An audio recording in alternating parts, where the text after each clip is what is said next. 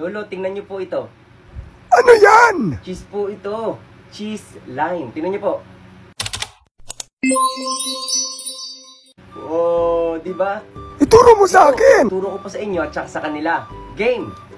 Ang galing naman ang nagawa mo, parang totoong cheese. Oh, di ba Lolo? Ngayon naman po ay ituturo ko na po sa inyo at saka sa kanila sa mga nanonood. Maglalagay po ako dito ng white glue sa isang lagayan at kulay dilaw na pangkulay.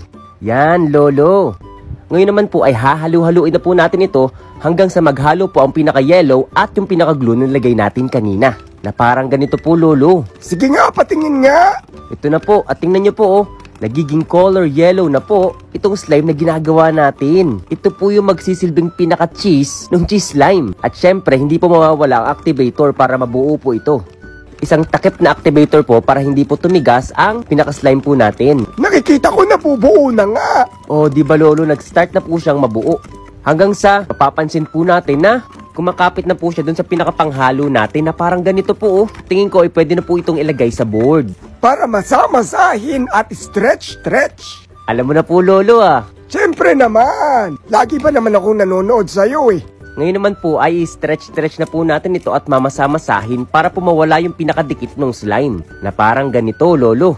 Yan. Mukha na nga sang cheese. O di ba po Lolo, kakulay niya na yung cheese. Yung cheese whiz. Parang sarap ipalaman. Pero po Lolo, hindi po pwede itong kainin. Laruan lang po ito. Sa tingin ko po Lolo ay pwede na po ito. Ngayon naman po ay gagawa na po ako ng cheese na shape dito sa puting karton. Karton po yung ginamit ko po dito para po hindi madaling mapunit. Yan, tingnan nyo po Lolo. Magdodrawing lang po ako dito ng itsurang cheese na parang ganito. At lalagyan ko po ng mga butas-butas para talagang magmukha talaga siyang cheese. Ikaw po ba Lolo, mahilig ka po ba sa cheese? Aba, favorite ko yan. Talaga po Lolo? Ako din po eh.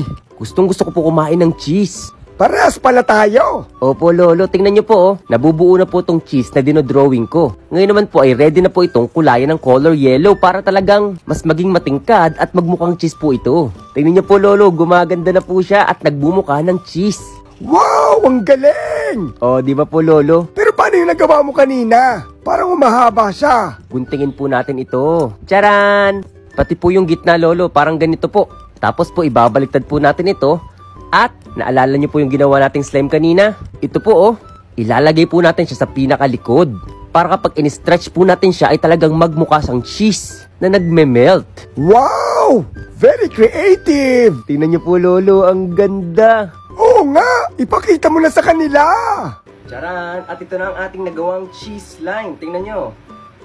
Ooh, di ba? Mukhang masarap pero hindi pwedeng kainin. Gawa na rin kayo.